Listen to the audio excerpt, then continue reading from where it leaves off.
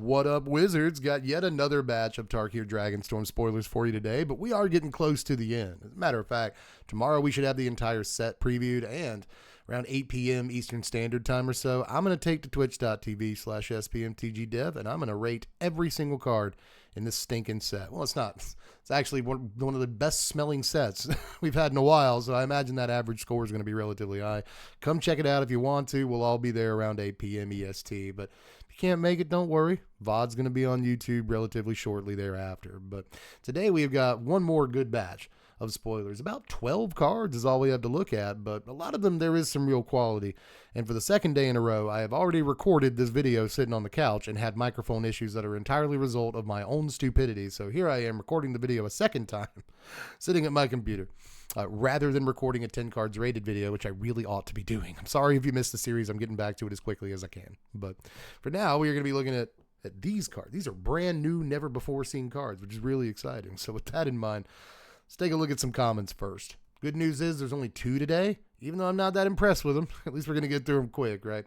Bloodflies is a freaky looking little guy. He costs 2 mana, 1 and a black for a 1/2 insect with flying. Whenever he attacks, if you control a creature with a counter on it, each opponent loses 1 life. Normally I'd be into stuff like this. You know how much I like throwing like a ping around from time to time? But this dude looks pretty bad like most places. Normally I'd be like, all right, he looks okay in limited. And I'll say that a lot today, but not even really in limited, right? You know, I guess the one plus to this dude is that there's ability counters in this set, right? There's obviously +1/+1 counters in this set, so shouldn't be hard to get a creature with a counter on it. But the flip side to that is that this ability is not even that good in the first place, so why do I have to enable it with set mechanic or whatever? Like, it's a little lame, and even though a 1 mana 1/2 flyer is already like that's Bog Imp, that's not a great magic card. In this particular limited environment, there's, I don't know, 1 million flyers, and they all have higher PT than this. So this dude gets invalidated very quickly. I would not do it. If I were you, I wouldn't do it to myself. This is one of the rare cards I'll be like, I don't think it's good at all. So usually I can see the beauty in everything. I don't know about Bloodflies. He is obviously very ugly, but we'll move on to High Spire Bell Ringer here. I nailed it. I had to do like 5 takes earlier on the couch going High Spire. For some reason I could not say this word. High Spire Bell Ringer. Boom. This is 3 mana. I guess I've had a lot of practice. 2 and a blue for a 1/4 Djinn Monk with flying. The second spell you cast each turn costs 1 less to cast. It's not a bad line of text. It's like, all right, Quasimodo, I see you over here. She's not too bad, man. I don't think that this is going to see play in standard or anything like that. But in limited, unlike the last card, this is a flyer with a decent power and toughness. Like, there's a number of 3 power flyers. Like a fairly high number of 3 power flyers in this set if memory serves. So this will brickwall all of those while also helping serve the Jeskai Flurry decks, you know, things that want to cast more than 1 spell in a turn. But any deck could benefit from this, especially in the relative early game. You get them down on 3, you still have cards in your hand, so you can cast like creature and removal spell a lot easier when you have this kind of cost reduction. Again, I don't think this is standard playable, but one thing notable about this is oftentimes we see this kind of cost reduction on stuff. It's like non-creature spells you cast cost 1 less to cast, or artifact spells you cast cost, enchantment spells cost 1 less to cast. This actually doesn't restrict any, like, it's not, you know what I mean? It's not restricted to any kind of spell whatsoever. It's just as long as it's the second spell you cast, it costs 1 less. That's like really decent, you know, cost reduction, I think. So not a terrible looking card, probably nowhere to be found in standard, but in limited, this definitely has a thing or two it could slot into and actually block pretty well. But we'll move on to the uncommons here, starting with Mammoth Bellow. This looks very good in limited, I think. Kind of a Call the Herd variant here, if you remember old cards. This is 5 mana, 2 in Teamer for a sorcery, where you get a 5/5 green elephant creature token. But you can harmonize this for 8 mana, 3 of its Teamer. So I guess the idea here is that you make the elephant, and then the next turn you tap that elephant, and you get another elephant for 3 mana. Cool thing about this is that you can cast it for less mana the second time, at least theoretically. You get your 5/5 for 3 mana, but it also comes at the cost of tapping down a pretty fat dude, right? You don't always want to do that. So definitely some problems with the card, right? But I still think in limited, in Teamer Ramp, which is probably the shape that archetype's going to take more than most other decks in the format. You know, Teamer want to be getting that mana, but so in Teamer Ramp, you know, this is 2 5/5s on 1 card. And that's really good for limited. And 2 big boys on 1 card, that's great. So I think it's good there and basically nowhere else. But who knows? Maybe in standard you mill it into your yard, never cast the front half, and you just mill it into your yard, and then later in the game you get a 3-mana 5/5. It could be, but even there I'm not too sure. So we'll move on to 100 Battle Veteran. Oh, now that I see this card blown up, I realize it's a lady. I kept calling it him earlier. So it kind of looks like Reptile, from Mortal Kombat, but not zoomed in this far. It does not anymore. But all I saw was a ninja person in a green suit with like a green mask, and I thought, oh, it looks like Reptile. Either way, this is 4 mana, 3 and a black for a 4/2 Zombo Warrior. As long as there are 3 or more different kinds of counters among creatures you control, this guy gets +2/+4. You may cast this creature from your graveyard. If you do, it enters with a finality counter on it. That's kind of neat, because then it's helping itself get the bonus, So a finality counter is a kind of counter. So you just have 2 other guys with counters, you have a crawl worm. You have a 6/4, which is kind of cute because if you see on either side of her here, there's crawl worm. Also hard to notice if the card's not blown up. But yeah, there's a worm on either side. So I think they're referencing this on purpose. It's probably just a dragon. But either way, I choose to believe that's a crawl worm because this can be a 6/4. And it can be cast from your graveyard, like no matter what, right? You don't have to be doing anything weird with counters on creatures or whatever. You just cast it from your graveyard whenever you feel like it. And that's good. Obviously the toughness is the problem here. This is a 4-drop that trades with 2 drops. If you're not careful, you don't want that. But that's kind of mitigated by the fact that it can just come back from your graveyard if it does make a bad trade. So it's not that bad in limited. It's really not. I keep saying that. It's not that bad in limited. We'll move on to Traveling Botanist. Ooh, that's kind of blurry. Sorry about that. This is 2 mana, 1 and a green for a 2/3 Dog Scout. Whenever this creature becomes tapped, look at the top card of your library. If it's a land card, you may reveal it and put it into your hand. If you don't, put the card into your hand. If you don't put the card into your hand, you may put it into your graveyard. Punctuation evaded me there. If you don't, put the card into your hand.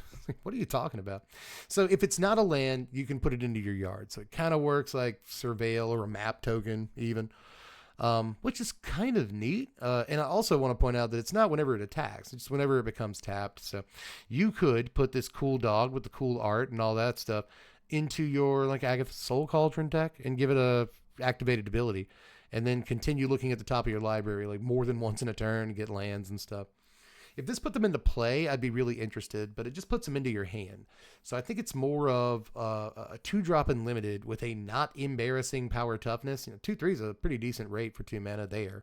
It's not what it used to be in standard, but it's still not embarrassing there either. But yeah, I think it's supposed to help you get your land drops for, by again playing a solid 2-drop doing so. Because if this gets you like more than 1 land in a game, then it's great. But obviously, you don't have that much control over what it gets. It's going to whiff like a good bit of the time. Like technically 2/3 of the time, this is going to whiff. You know what I mean? But, that said, it could easily, put a bad card into your yard or something. So I really don't hate this in limited. I think it's just more than solid 2-drop for helping get your colors and get your lands and all that. It doesn't necessarily ramp, but you just want to hit your drops. And this helps you do that. Next is Way Speaker Bodyguard. 4 mana, 3 and a white for a 3/4 Orc Monk. When this creature enters, return target non-land permanent card with mana value 2 or less from your graveyard to your hand. This also has Flurry. Whenever you cast your second spell each turn, tap target creature an opponent controls. I was wondering where our white, tap a guy down creature was, and so I don't remember seeing any. I just thought they were going to skip that over, but no, here we go. This guy taps things down in white. He's got, again, a not embarrassing PT in limited. He's better than a hill giant with his 4 toughness. And he also has kind of a grave digger vibe to him, but he's not restricted to just creatures. That said, grave digger can get a 7-drop back from your graveyard if you want him to. This is restricted to just 2 drops, which is poopy, right? But any, artifact, enchantment, whatever, 2 mana or less is not bad. Now, obviously, I keep stating the obvious this video. If this brought the thing back to play, it'd be way, way better. And we've seen a lot of white effects that'll just bring the thing right back into play. So I'm a little bit surprised this guy doesn't do that. But, there's a number of value permanents that you might want to get back with this dude. You can even, grab really small stuff if it's that important to you. But one way or the other, I think that when you give me 4 mana, 3/4, all right, sort of passes a check there. Flurry, tap a guy down. Okay, you can do it offensively or defensively, depending on what turn you're doing it on. And replaces himself in your hand when you play him. Oh, yeah, I think you've got a really strong limited card there. But, again, nowhere outside of that format. Decent value. We'll move on to defibrillating current. Earlier I was writing down all the cards from today in my notebook to order them correctly. And I had to, without this card in front of me for reference, guess which letter in the word defibrillating gets a double letter. That was difficult. It turns out it's the L, in case you wanted to know. But current is 3 mana with the funky casting cost. Now, tomorrow when we go on stream and we rate all these cards, I'm going to shorthand this casting cost to the funky casting cost. I feel like there's like 10, 12 cards in this set that have a similar casting cost to this. This costs Mardu, or, again, you can pay 2 mana of any color instead of paying any of the pips in this mana cost. So you can cast this for 6 mana of any color if you wanted to. But this is a sorcery. Ow, I don't know why they did that, but it deals 4 damage to target creature or planeswalker, and you gain 2 life. Not a lightning helix. This is Timu. Not even Timu, This is a really, really whack lightning helix. Why is it sorcery speed? Why can't it go dome? It can't. I don't know if you noticed, but this can't go face, which is just ridiculous, man. What were they scared of here? You know what I'm saying? Like, is a Boros deck really going to pay this for 4 mana for this? In limited, yes. This is one of those cards that, like, in limited, you get it. If you can cast it, you play it. Even if you're, not in Mardu. Like, there are times where you might legit pay 5 mana for this because it's a removal spell, So in limited, again, I think you play most of the copies you get if you can comfortably cast it. But outside of that format, what are you doing? Why is it sorcery speed? Why can't it go face? What's happening? Why do I only gain 2? Like, it's still a 6 point, right? Like, Lightning Helix is 3 and 3. This is 4 and 2. So it's still like technically 6 points. This can kill more stuff than Helix, but that doesn't mean it's going to see any play, dude. This is, to be honest, like, once you get out of limited, it's kind of a stinker. I think some people will look at this and be like, okay, but, like, I'm pretty sure this card is bad. We'll see. See if I get any pushback on that. I really hate sorcery speed. We'll move on to Zergo's Vanguard, and I am too excited about this card. I'm going to tell you that the removal spell that gains you life is kind of bad, and then tell you that the Keldon Warlord is good, and it's not. I'm gonna let you know right now this card's not good, but I love stuff like this. 3 mana, 2 and a red for a star 3 dog soldier with mobilize 1. This creature's power is equal to the number of creatures you control. So I'm gonna bring back up Keldon Warlord, man. When I first got started playing Magic, I loved that card so stinking much, man. Like, just mostly because of the amazing, like, art. This, like, comic book style art with this, like, huge buff dude wearing this sick armor. Look at him, dude. Look how cool this guy looks. And this giant sword, it's got horns, volcano in the background, riding a black horse. It's so cool, dude. But unlike a lot of other cards that I thought were cool back in the day, he was actually kind of useful. As like a 4-drop, a late game drop in your aggro deck. And I always respected him. I played him a good bit. You know what I mean? So I liked this dude back in the day, and he's not good. Nowadays, he's just awful. You know what I mean? So this guy's not great. But when I see a 3 mana version that also Rabble Masters, mobilize 1 on a 3-drop, that's just Rabble Master without being a goblin, I get a little excited. You know what I mean? I think that this is probably, again, like, not in any way standard playable. We got way better options for 3s. But that said, you move back to limited, and this is obviously like a signpost uncommon for the Mardu mobilized decks. They obviously want there to be a real go wide mobilized deck in this format that can compete with all these huge dragons up in the air and stuff. We'll see how it works out for you, but cards like this I think are going to be paramount to making sure you can go as tall as you're going wide.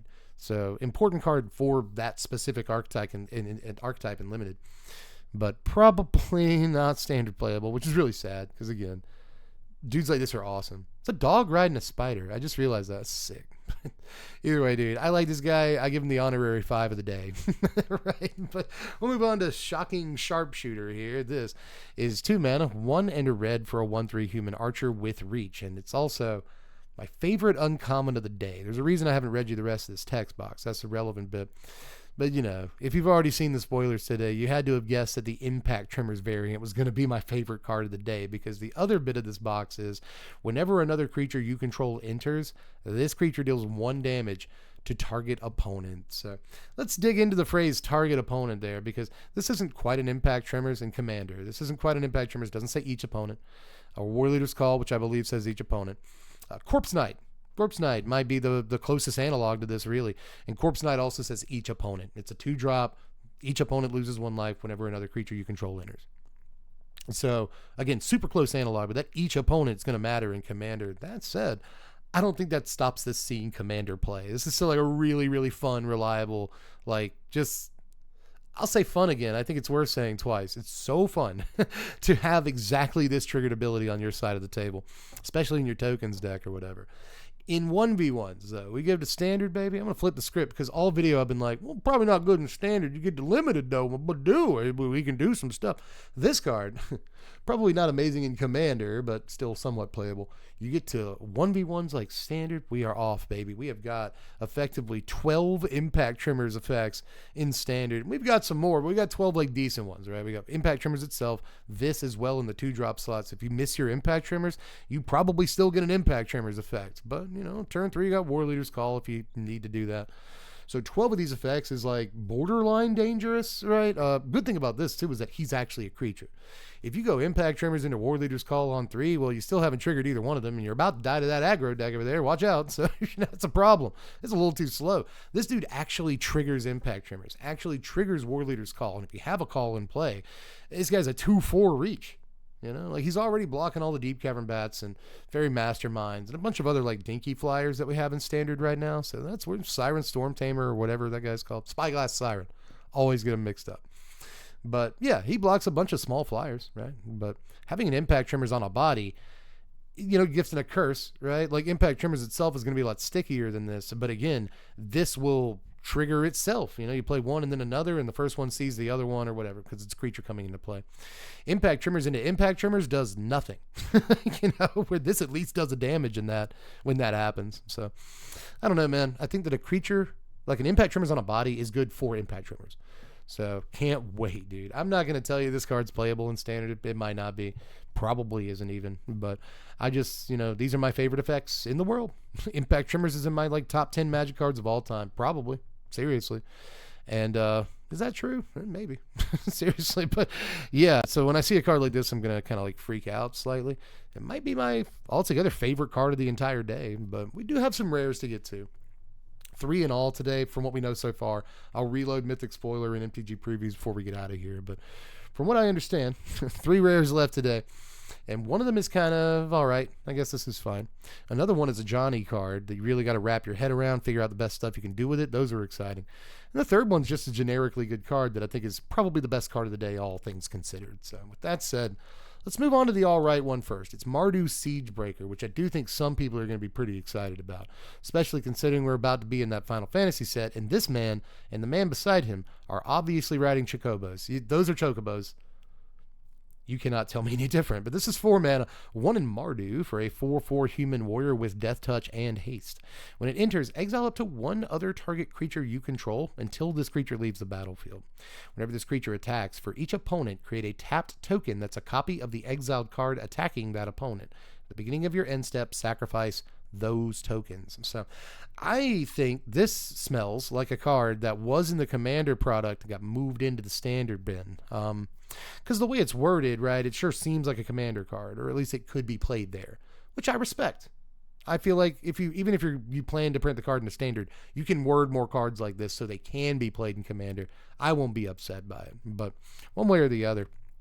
In Commander, this is effectively going to give one of your creatures that was already in play Myriad, like a form of Myriad, and that's a really strong ability in that environment, especially if, and this is true for Standard too, where I think this is the best use for the card, if you can nab something that has a decent enter the battlefield trigger, and maybe there's some sort of loop you can do with like Charming Prince or something like that, you know, or you can exile your Biza if you want to play this off curve. But on curve, there's plenty of 2 and 3 drop options with decent ETB triggers that you can effectively repeat every single turn once Siegebreaker is down. And if you want to look at it this way, Siegebreaker is also a somewhat effective form of protection for the creature that it exiles, right? Because like, well, they can no longer take that guy out. You know, if they miss the ability to the opportunity to go for the throw it while this is on the stack or something, then now they've missed that opportunity.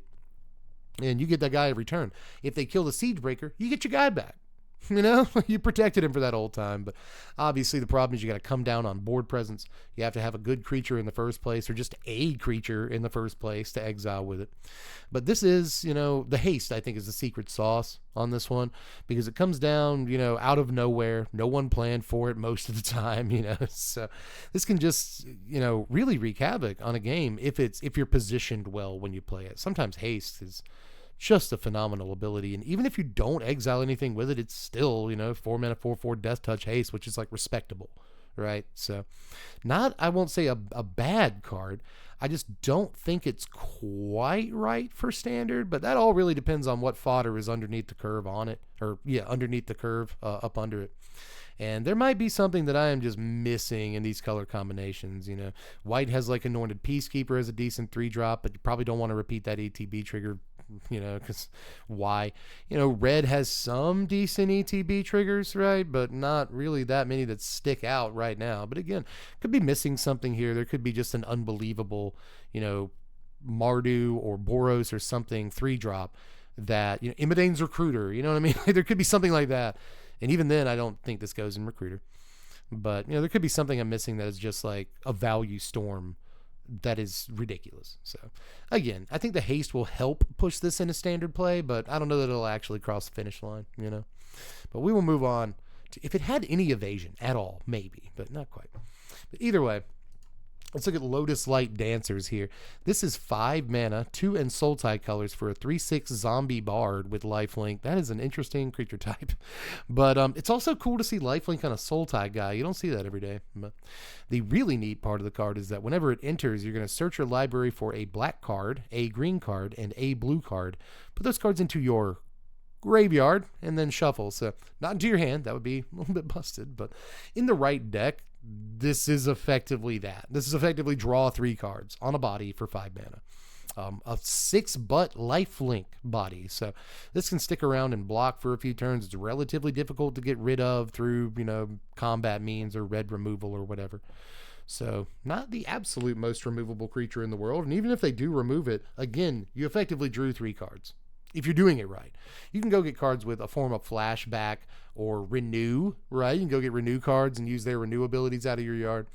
You can get creatures with disturb and other formats. I mean, there's a million ways to stock your graveyard with cards that, you know, can reanimate themselves or have some sort of use outside of just being reanimated. But of course, you just reanimate them.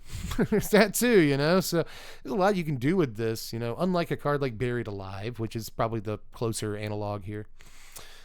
Buried Alive is 3 mana that does not come on a body and is restricted to creatures. Now, you can go get any creatures you want. You can go get 3, you know, you can get Lord of the Pit and Gristlebrand. Like, they can all be the same colors, whatever. So there is that, but with this, you're not restricted to a card type, like creature. You go get whatever you want, and that actually seems like incredibly powerful. But another pretty cool line on this is that Lotus Light Dancers, one of those 3 cards you go get can be a second copy of Lotus Light Dancers, which you then reanimate and you get this ability again. And one of those cards can be a Lotus Light Dancer. So you can just like keep doing, you can like loop this ability over and over if you can reanimate the guys somehow, you know. I think that's really, really cool. So I don't know. Altogether, I think this is actually a really neat creature. Will the casting cost be too much? Does it not do enough once it's in play? Blah, blah, blah. Like, there's some real issues with the card, obviously, but that's okay. It's good design. You know, like people are always quick in the comment section to point out, but what about this? And it's, well, yeah, it's just good design. You know, like a card can't be 100% like all gas, you know what I mean? Like all the time. And when we do see cards like that, they take over formats. You know, like Up the Beanstalk's doing it right now, but don't ban beans. Don't do it yet. Don't do that yet. Maybe you ban beans at rotation. I don't know. This is the most controversial part of the video. In every preview video I've done this season, there's like 6 people in the comments that are like, you got to ban beans. It's like, I don't know where I stand on that. I actually really like it. But, you know, that's a conversation for another day, one way or the other. I think this is a really, really neat Magic card. Whether it's standard playable, I couldn't really tell you. And if it is, it's going to be either some sort of combo or, again, like a ridiculous value loop. Sultai tends to really like those. This will help you go get your, you know, Moldrata, throw it in your yard, reanimate it, start getting more stuff out of your yard, right? You go get a Mimeoplasm, get that out of your yard somehow, and cast it. So there's things Sultai can do with this effect right now, like so much. We'll see. We'll see about her. But final card of the day so far is Star of the Arena, which it stole my name entirely. I am the Star of the Arena. I'm the star of like bronze tier. We like to keep it breezy around here. This is a single red mana for a 1/1 Gabo Warrior with Mobilize 1. You can pay 1 in a red and sacrifice this dude to have it deal damage equal to the number of creatures you control to target creature, so it can't go face. Like yet another card I really wish could go dome, but if it could, it would be like really good. It'd be so good if it could go face. And maybe originally in design it did go face and it was too crazy, because you could easily turn this into Lava Axe for a couple of mana in standard right now. You know what I mean? So I will lament that it can't go face, but what this is, even so, I still think this is the best card of the day, and could see not only playing goblins right now, but after rotation, Mono Red's going to lose some pretty important cards. Still going to keep some cards, going to keep all the mice and stuff, so keep that in mind. But it might need some more options at the 1-drop slot, and this can slide right in, buddy. This is also decent in like, potentially at least, in like the Boros go wide decks, Boros Convoke, Boros tokens and stuff, because this is a 1-drop that makes tokens, and you have to sack the token every turn or whatever, but it's still a 1-drop that puts 2 guys onto the table, which is, the last time we had something like that, it was Ragavan, if I'm not mistaken, and Ragavan's a pretty good card. So it's all right.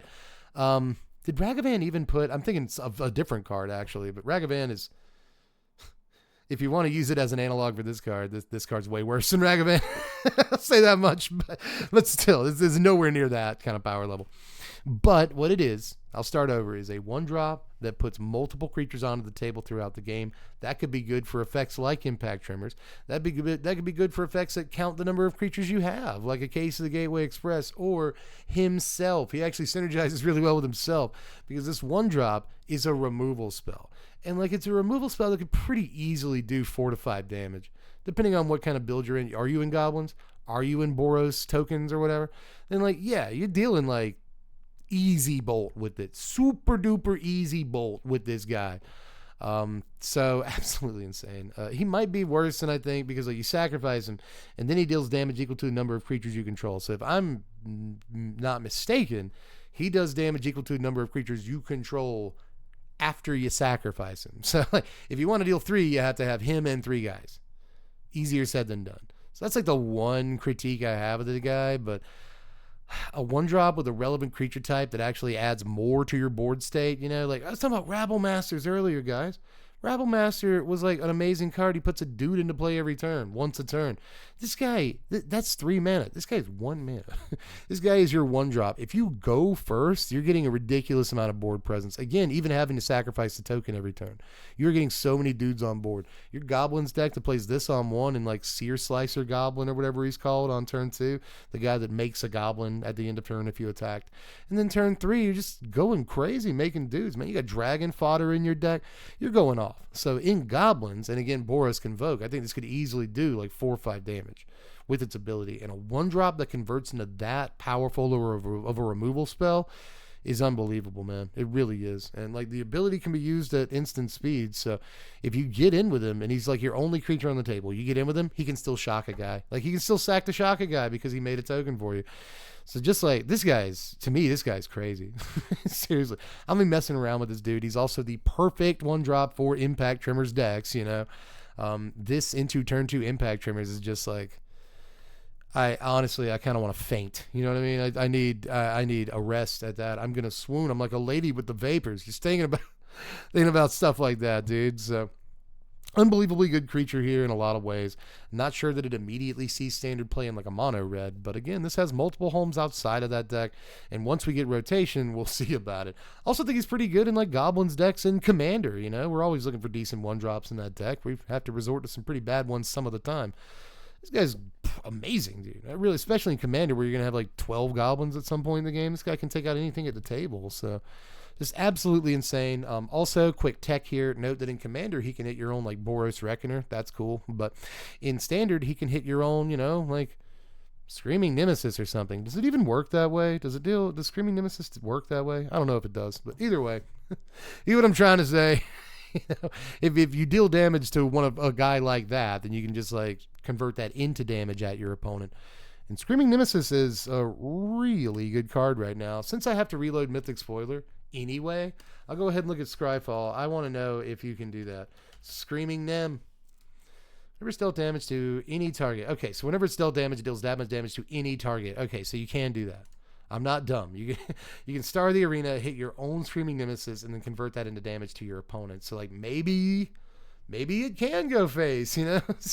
I don't know, dude. I just really like this little guy, like, a lot. But before we leave, as promised, let's reload the spoiler sites, because I want to know if they just threw something in here. You never know. They sneak stuff in from time to time, right? So... yeah, 100 Battle Veteran was the last card the last time I was here. And then I have to actually go to MTG previews, like type it into my address bar like a caveman, and then wait for it to load. Yeah, Mardu Siegebreaker was the last card on previews last time I looked. So tomorrow we are going to get the common dump. I may go on and before I get on stream and do like a top 10 cards of the common dump. So like look out for that tomorrow. But again, the big one tomorrow is that we are getting on stream around 8 p.m. EST. We are going to review every single card in this set. Be there or don't, whatever. I appreciate the support. You can watch it on YouTube if you don't catch the stream. But apart from that, do all the other stuff because I'm donezo for this onezo, right? You can do all the things. You can hit the button shaped like a thumb. You can sub to the sandwich if you want to support me without any sort of monetary investment whatsoever. But if you got $1 a month, you can throw it in the Patreon pot. And then you can pick what videos we do. All this season, man.